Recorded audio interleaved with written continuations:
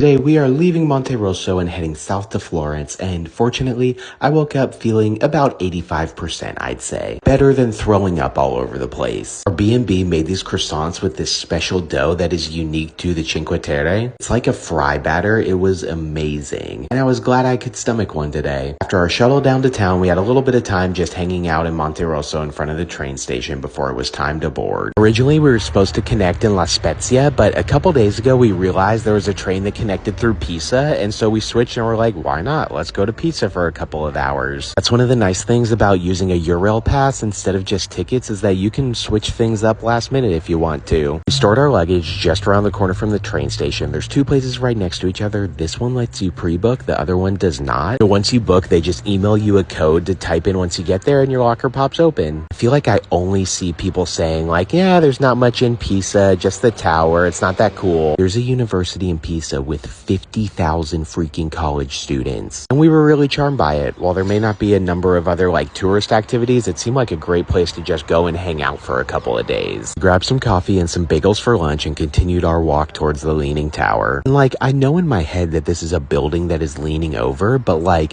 the lean is significant. I don't know, I guess I was expecting like, oh yeah, I can see the angle, but it's like, no, why are you up there? This thing's gonna fall over. Then we rush back to grab our bags and get back to the train station. In total, this is about 2 hours from getting off the train to getting back on our next one to Florence. Also, Pisa calls their airport train the piss mover if you want to know what they think of tourists. Like, I know they know what they did there. From there, the train to Florence is only about an hour. And then once we got there, we had to wait on the streetcar to head over to our B&B. This lovely old woman who only spoke Italian checked us in, and she kept trying to say that they only took cash, which I knew not to be true. Fun story, our debit cards haven't worked since we've gotten over here, even though we call our bank and they say there's no problem with them. So we spent the next like hour and a half figuring out a plan in case they didn't let us stay there. Then finally her son came with their card reader and was like, oh yeah, of course we take cards. So that was a relief. So then I walked to a grocery store nearby to grab some dinner for us. And like, I'm never gonna get tired of these wine prices. We're really happy to be in Florence, but especially happy to finally be slowing down again a little bit and put it close to this period of really frequent travel days.